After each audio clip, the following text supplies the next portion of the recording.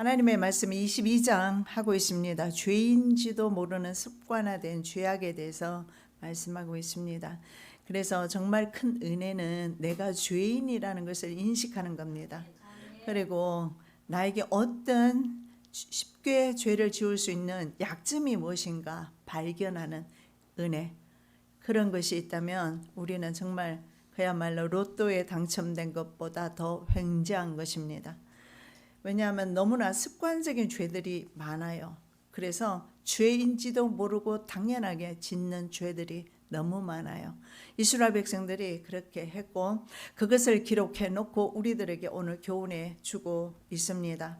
자, 이스라엘의 가증한 죄악들이 있습니다. 6절에서 12절까지 말씀 보겠는데 신정국가입니다. 우리 그리스도인으로 보시면 될 것 같아요. 이스라엘 백성은 국가 전체를 하나님이 선택한 하나님의 자녀들입니다. 그런 신정국가가 절대 해서는 안 되는 각종 사회, 종교적 그리고 윤리적 그런 죄를 짓고 있습니다. 총체적인 타락은 심판을 부르고 있음을 알 수가 있습니다. 자, 그 중에 말입니다. 이스라엘 지도자들의 죄가 열거됩니다. 그 맡은 자로서 그 책임이 중하다는 사실을 보게 되는데 6절은 이스라엘 모든 고관이 각기 권세대로 피를 흘리려고 내 가운데 있었다, 이렇게 에스겔은 고발하고 있습니다. 자, 이스라엘의 지도자 방백이라고 나옵니다. 나시입니다. 원어의 나시는 높이 들림받은 자라는 의미입니다. 그래서 에스겔 19장 1절에는 시드기야라든가 왕을 가리키는 단어로 사용되었고 이곳에서는 권력층, 바로 관료들을 가리키고 있음을 봅니다. 자, 이들의 죄가 권력의 남용입니다. 이것은 전 세계적으로 민주주의 국가에서도 특히나 이루어지고 있습니다. 대개는 강대국이 약소국가에 경제 컨설턴트를 보냅니다. 그렇게 해서 경제를 발전시켜 준다는 명목으로 천년 자원을 대부분 다 빼앗아가는 그런 약탈을 지금도 하고 있고 해 왔습니다.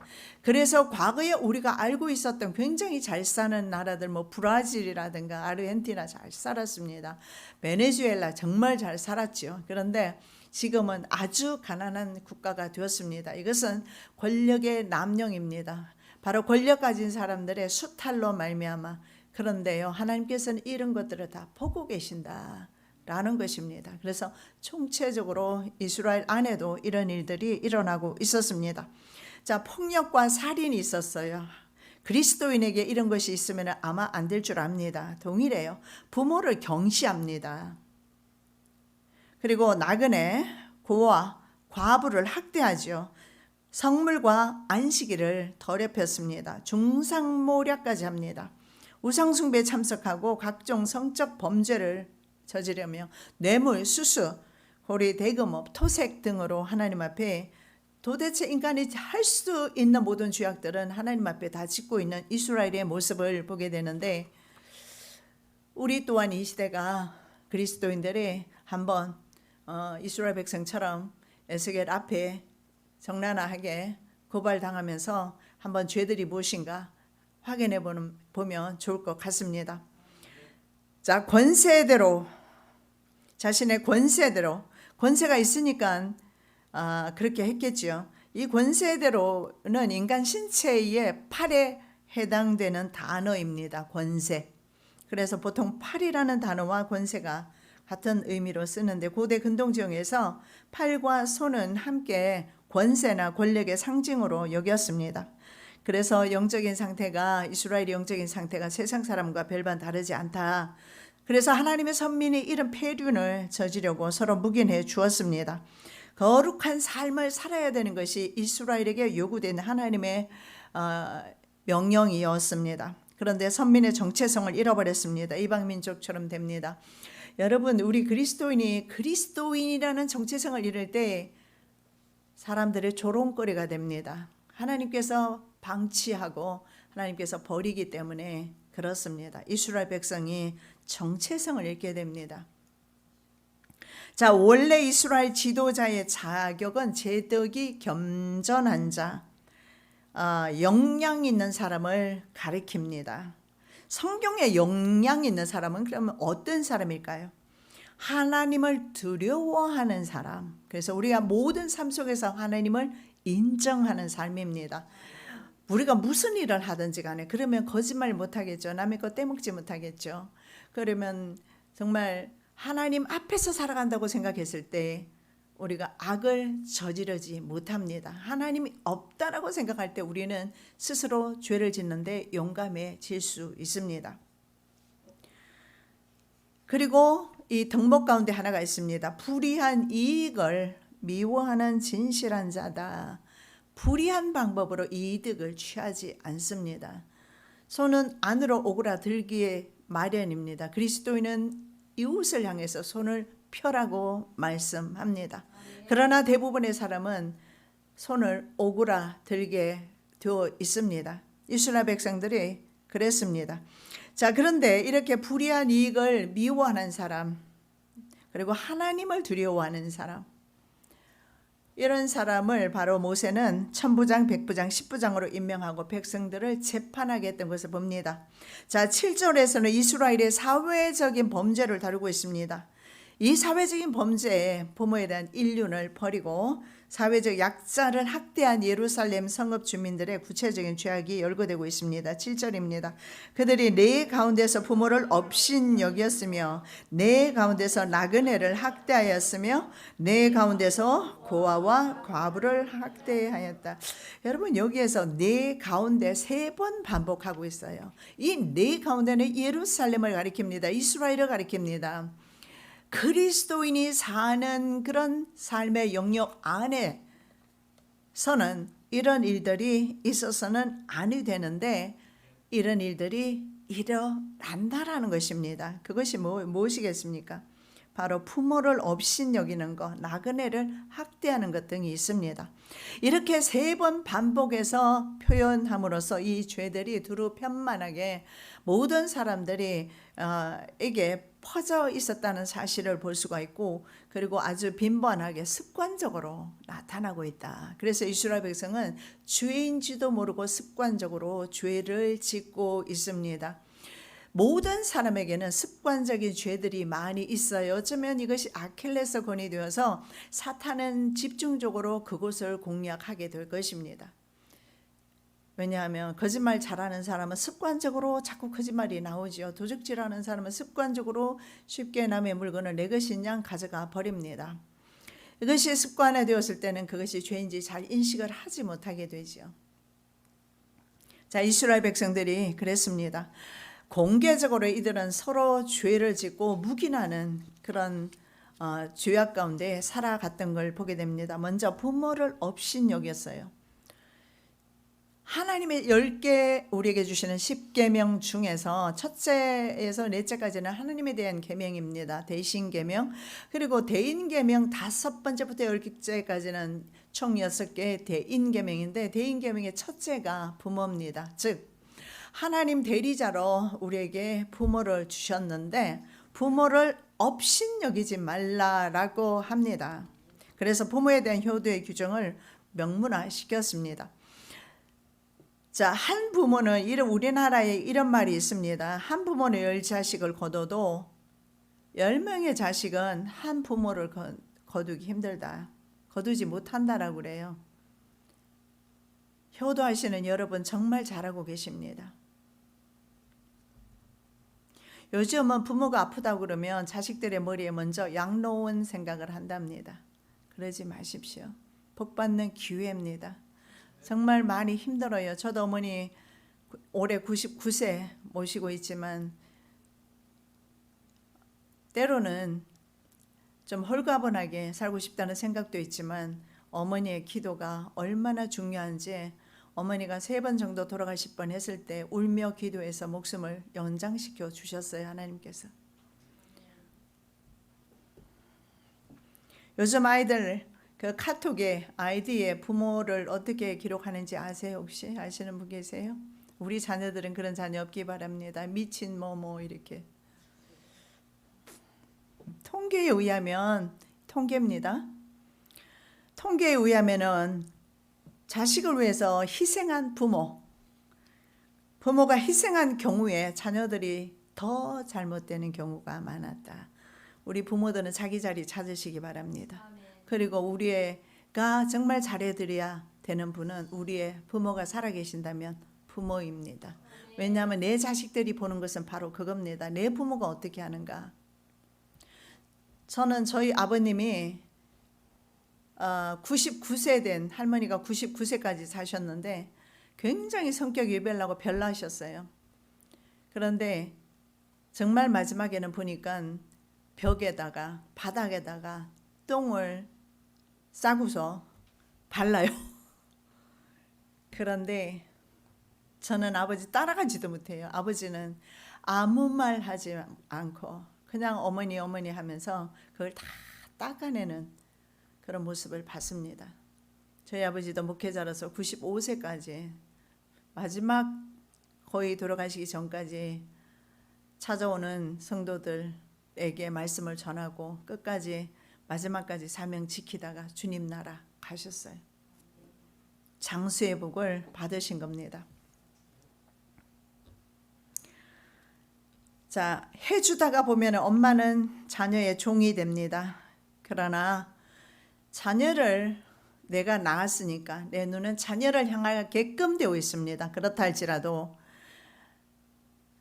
부모를 공경할 때 자녀들이 그것을 보게 되고 그 자녀가 다음에는 그 부모를 섬긴다는 사실을 우리는 기억하셔야 합니다.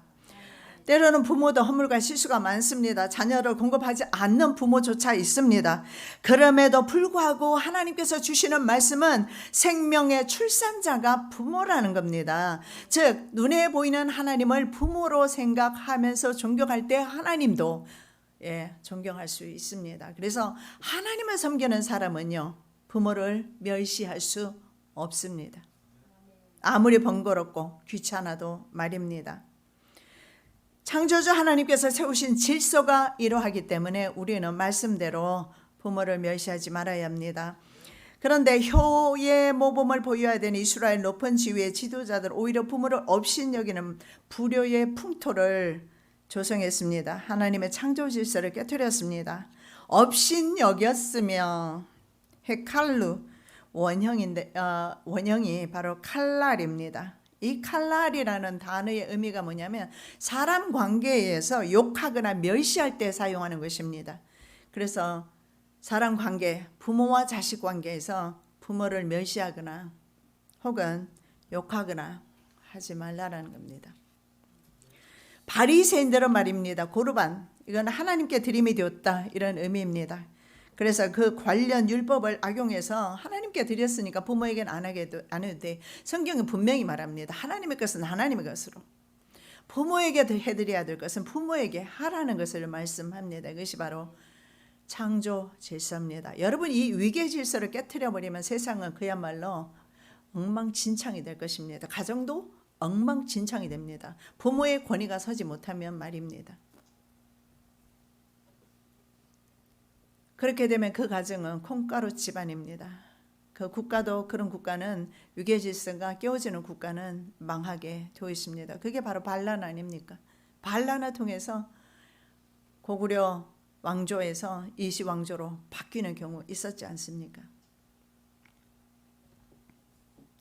하나님께서는 질서를 굉장히 중요하게 생각하신다. 특히 위계 질서를 말입니다. 바로 하나님께 드려서는 부모에게 드는 것이 아니라는 거예요. 자기식 믿음입니다.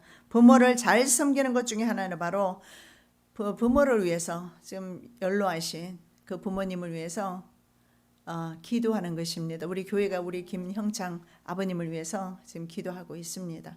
자식들이 그리고 손녀가 또한 기도하고 있을 줄 압니다. 정말 가장 중요한 건 저는 기도의 위력을 압니다. 정말 꿀딱꿀딱 숨 넘어가실 때 기도하면서 하나님 음성을 듣습니다. 이번에도 마지막에 그러셨어요. 주님, 이번에도 내가 네 기도를 들었다. 그리고 또 목숨을 연장시켜 주셔서 여러분 보시는 대로 굉장히 강건하세요. 피곤해하지도 않으시고 또 건강을 얻으셔서 아마 100세를 넘지 않으실까 생각을 합니다. 자, 나그네를 학대하였다라고 말씀합니다. 학대하였으며 쉐크입니다. 억압하다, 사기치다, 강탈하다. 이것은 이웃과의 관계입니다. 모세율법에는 나그네와 이방인들을 압제하거나 학대하지 말라고 명합니다. 외국에 잠시 체류하는 관계로 나그네는 자국민에 비해서 법의 보호를 받지를 못합니다. 그래서 가난한 사회적 약자에 해당되는 것입니다. 왜냐하면 이스라엘 백성은 이 점을 이용해서 바로 가난하고 절박한 처지의 나그네를 압제하거나 심지어는 사기까지 쳤습니다. 이스라엘 백성들도 과거에 400년 동안 종살이 했습니다. 우리가 높아졌을 때 낮은 사람을 생각하지 아니하고 내가 잘 될 때 고난 가운데 있는 형제들을 생각하지 않는 것은 그리스도인의 바람직한 태도는 아닙니다. 이스라엘 백성은 400년 종살이 했으면 종의 서러움을 알 것입니다. 그래서 나그네로 살면서 학대받았던 때를 기억해야 했습니다. 저는 미국에 있었을 때 어떤 교회 목사님이 영주권 해준다면서 한 사람에게 보통 2만 불, 3만 불 받았습니다. 그리고 한 10명 정도에 이 3만 불 받았습니다. 그럼 이 30만 불 되었겠죠. 밤에 야반 도주해버렸습니다. 그 목사가. 그러면 어떻게 되겠습니까? 그 교회는. 이렇게 사기치고 이웃에 대해서 학대하고 빼앗고 남의 것을 탈취하는 것은 주님이 가장 싫어하는 것입니다. 우리는 세상을 나그네로 사는 사람입니다. 잠깐 왔다가 가요. 영원한 세상에 비교해 보십시오. 우리가 100년을 살아도 잠깐입니다. 나그네가 나그네를 학대할 수는 없는 법입니다. 저는 이민자의 생활을 살았기 때문에 이민자의 삶을 잘합니다. 저는 하나님 은혜로 바로 영주권을 받아서 문제는 없었고 시민권도 받았기 때문에. 그런데 어떤 사모님이 의붓 딸을 30대나 때려서 학교에 가서 그게 들통나버렸어요. 때린 부분이 체육 시간에 옷을 갈아입다가 스님에게 들킨 거예요. 그래서 고발이 되어서 그 사모님은 2년 동안 감옥에 있다가 그리고 한국으로 영주권자도 아니고 영주권자도 물론 쫓겨났을 겁니다. 시민권자가 아니라서 쫓겨나는 것을 봤습니다. 그리스도인의 윤리관 정립이 필요합니다. 언제 어디서나 어느 곳에 살든지 간에 하나님을 두려워하고 이웃을 바라볼 때 하나님의 사랑을 가지고 나가는 것 말입니다. 히브리서 기자는 손님 대접하기를 잊지 말라. 부지 중에 천사를 대접한 이가 있었다라고 13장 2절에서 말씀하는데 아브라함은 나그네를 대접했는데 보니까 하나님과 천사들이었습니다. 우리가 이렇게 이웃을 사랑할 때 하나님을 접대한다라는 사실을 볼 수가 있습니다.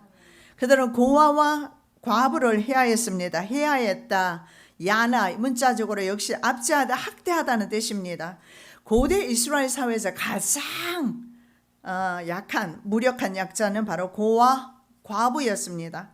이들은 레위인들하고 똑같아요. 레위인도 기업을 주지 않았어요. 레위인들은 인수, 숫자에도 넣지 않았습니다. 그래서 레위인도 마찬가지로 사회적인 약자라 보게 됩니다. 그래서 이스라엘 백성의 11조 이런 것들을 가지고 레위인들은 살았던 것처럼 고아, 과부도 자신의 산업이 없었습니다. 백성들이 내는 11조와 절기, 헌금 혹은 추수기에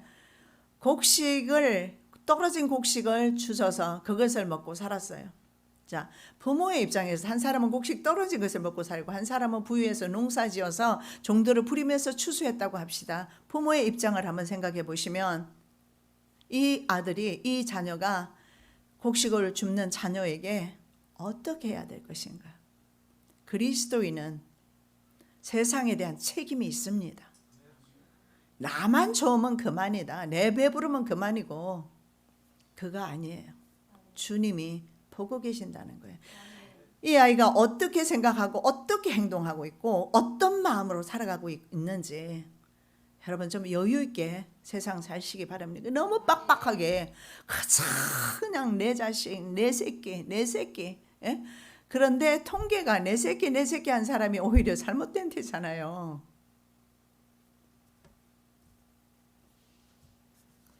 제가 전에 미국에 있을 때 저는 사례비를 평생 받아본 적이 없어요. 한국에 와서 이제 처음 받는 건데 미국에서 목회하면서 남편이 보내줘서 생활했어요. 남편이 참 고맙습니다. 그러는데 교회 헌금은 전부 교회 약자들을 위해서 사용을 했어요. 그래서 그 가운데 또 목사 딸이 혼자 와서 남의 집에서 공부하는 애가 있어서 내가 200불을 줬어요. 그러니까 우리 딸이 와서 내게 이런 말을 해요. 엄마, 제가 이거 딜을 잘하거든요. 엄마, 그 주지 말라 그러면은 내가 안 하는 줄 알잖아요. 그러니까 엄마, 제 100불만 주고 나 100불만 줘. 내가 뭐라고 할게요? 너는 엄마가 여기 있잖아. 쟤는 없잖아. 하나님께서 우리의 직접 물주가 되시기를 원하시는데 우리는 내가 언제나 해야 된다 생각합니다.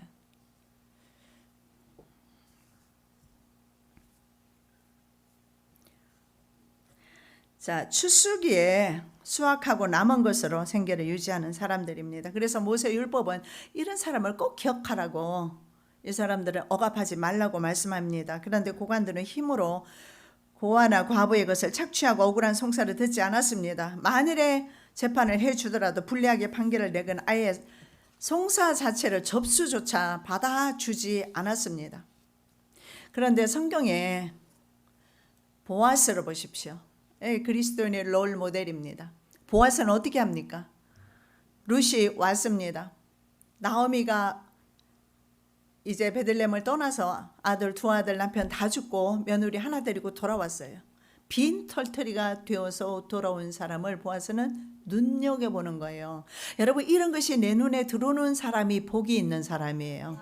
그저 내 거라고 거머쥐는 사람이 복 있는 사람이 아니고, 내 은행에 잔고가 많은 사람이 복 있는 사람이 아니라, 나도 힘들지만 저 사람이 힘든 모습을 내 눈에 비춰지는 것, 그것이 복 있는 사람이에요. 보아스는 이 나오미 가정의 눈에 보입니다. 저 소녀가 누구냐? 엘리멜렉 가문의 며느리입니다. 소년들에게 명해서 일부러 곡식단에서 좀 뽑아 놔둬라, 가져가도록.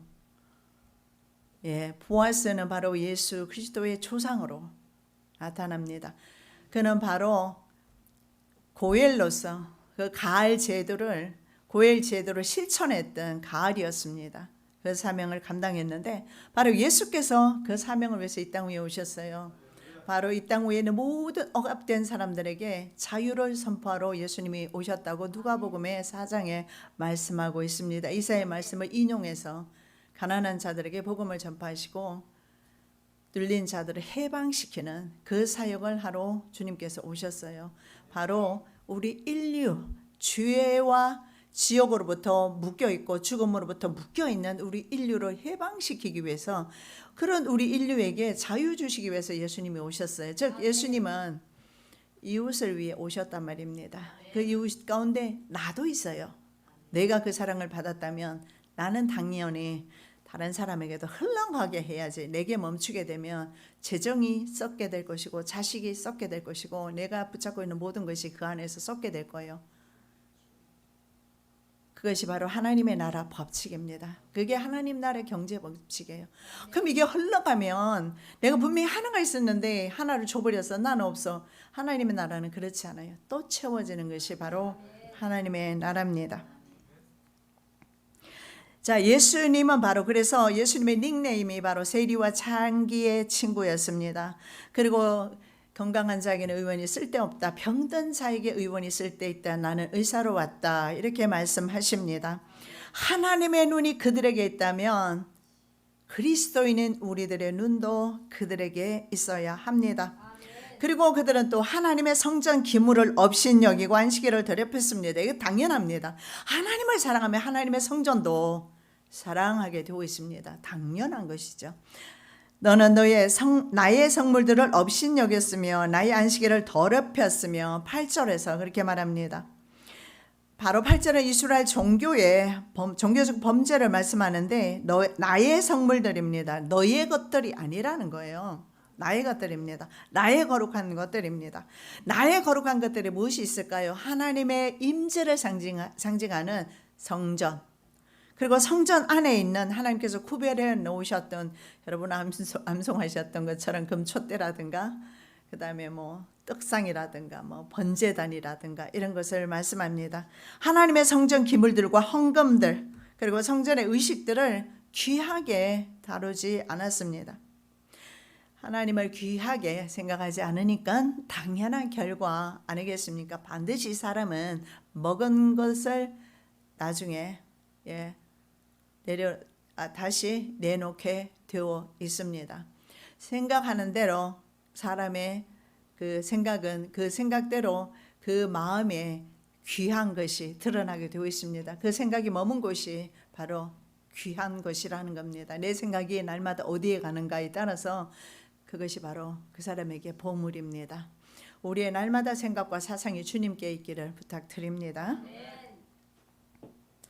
자, 업신여겼다 빠지트라는 동사인데요. 원형이 바로 빠자인데 이 의미가 뭐냐면 어떤 것의 중요성과 가치를 가볍게 여기고 무시하는 것입니다. 바로 하나님의 성전을 그렇게 무시하고 하나님의 성물을 무시했습니다. 이 단어가 말입니다. 어느 것과 일치하는 줄 아십니까? 정말 이거 중요한 우리에게 교훈을 주시는 말씀인데 에서가 장자권을 멸시했을 때 바로 이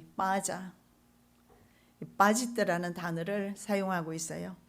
에서가 장자권을 잃어버린 것은 바로 천국의 복을 잃은 것과 같다는 사실을 볼 수가 있습니다. 그리고 비류들이 사울이 왕되었을 때 그를 반대했던 그래서 그의 왕된 것을 멸시했던 사람들이 있습니다. 역시 동일한 단어를 사용하고 있고 그리고 다윗이 하나님의 법궤가 들어오니까 너무 즐거워서 춤을 췄어요. 백성들 앞에서. 그래서 미갈이 뭐라고 말합니까? 염치 없이 그렇게 춤추냐고 비꼬았을 때 다윗을 무시했을 때 역시 같은 단어를 사용하고 있습니다. 업신여겼다. 우리가 하나님을 업신여기게 하나님을 귀하게 생각하면 하나님의 종을 하나님의 성도를 하나님의 자녀들을 하나님의 성물들조차 귀하게 생각합니다. 그런데 하나님을 업신여기기 때문에 아무것도 내게 귀하게 보이는 것들이 없어요. 그저 나만 소중할 뿐입니다. 참 그리스도인의 모습이 아니죠. 제사장들의 불의에 대한 책망이기도 합니다. 26절의 내용에 보면 그 제사장들은 내 율법을 범하였으며 나의 성물을 더럽혔으며 거룩함과 속된 것을 구별하지 아니하였으며 부정함과 정한 것을 사람이 구별하게 하지 아니하였으며 그의 눈을 가리어 나의 안식일을 보지 아니하였으므로 내가 그들 가운데서 더럽힘을 받았느니라. 자, 하나님의 안식일을 더럽혔습니다. 그런데 이런 일들을 하는 사람들이 주로 제사장들도 있었다라는 겁니다.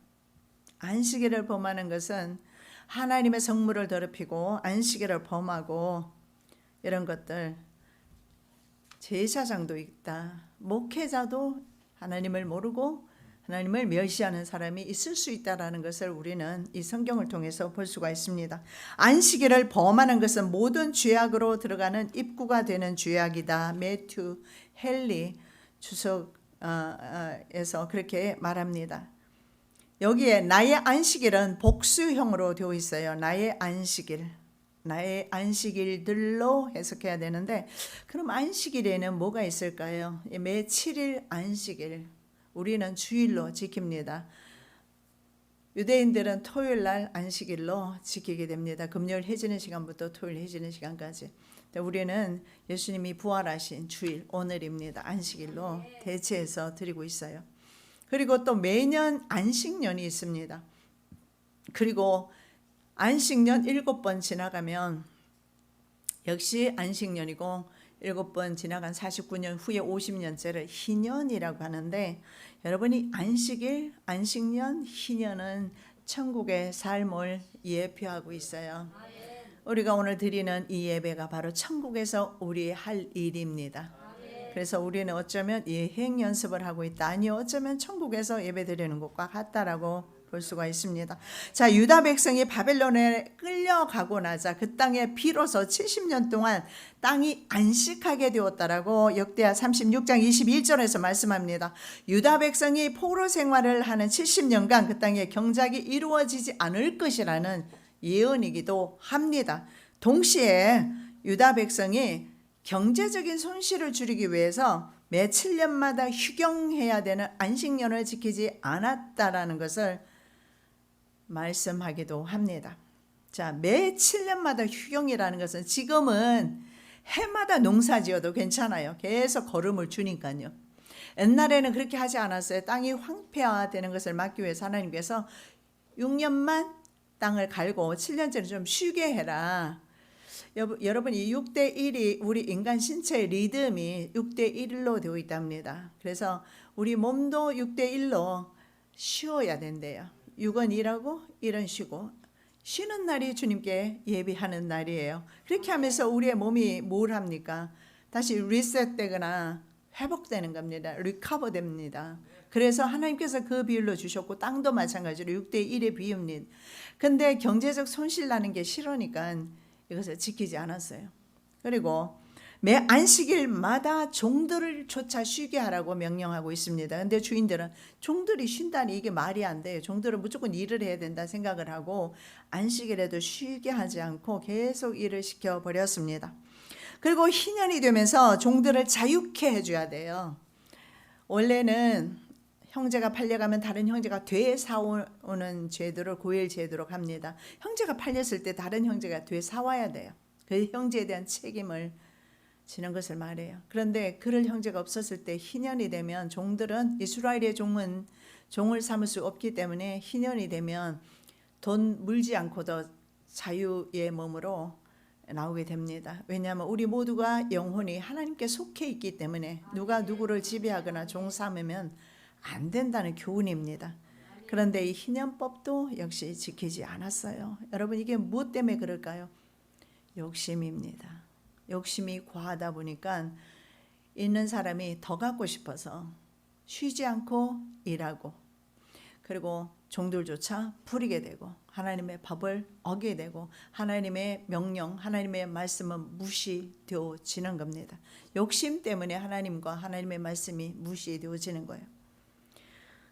자, 안식일에 해야 할 일을 하지 않았습니다. 안식년, 희년을 지킬 때 하나님의 법이 수호되고 가난한 사람을 살펴서 그들도 안식하게 해줘야 합니다. 6일 동안 힘써 일했는데 하루는 쉬게 함으로써 그들이 평안할 때 하나님 앞에 호소하지 않아요. 그런데 그들이 너무 노동에 고통스러울 때 어떻게 합니까? 하나님 앞에 기도하게 돼요. 그 기도를 하나님이 들으시면 그 재앙이 누구에게 가겠습니까? 당연히 그 사람을 부린 주인에게로 가겠지요. 이스라엘 백성이 이집트에서 400년 동안 신음할 때 주님은 그 소리 들으셨다고 하셨습니다. 그리고 모세를 보내셨거든요. 예배도 정말 중요합니다. 예배 드리지 않는 것도 물론 문제입니다. 그러나 좀 더 그리스도인의 적극적인 삶의 표현 방식, 그리스도인의 예배는 현실에 있습니다. 예배와 함께 사회적인 약자, 예수를 알지 못하는 사람까지도 우리는 품는 그런 적극적인 신앙의 자세가 필요합니다. 자, 그래서 사회적 약자를 돌보지 않고 학대하는 것, 자비와 긍휼을 베풀지 않는 것, 이런 것은 안식일을 지키는 것이 아니다. 오늘 저희와 여러분들은 정말 거룩하게 주님 앞에 성령으로 예배 드렸습니다. 더 요구하는 것은 이제 삶으로 돌아갔을 때 이웃을 살펴라. 그것이 예배의 연장이 될 것이다 라는 것입니다. 기도드리겠습니다. 사랑의 예수님, 감사합니다. 우리의 예배는 예배당에서만 끝나는 것이 아니라 삶 속에서 내 이웃인 남편과 가족과 아내와 그리고 더 나아가서 이웃에 있는 영혼들까지입니다. 특히 하나님이 보시는 부부는 사회적인 약자입니다. 그리고 예수를 알지 못하는 사람입니다. 그들에게까지 그들의 삶을 살피며 그들의 필요를 채우는 믿음의 자녀들 되게 하여 주시옵시고, 우리 삶이 온전한 예배가 되어서 주님이 받으시는, 기뻐 받으시는, 주님께 영광되는 예배가 되게 하여 주시옵소서. 거룩하신 예수 그리스도의 이름으로 기도드립니다. 아멘.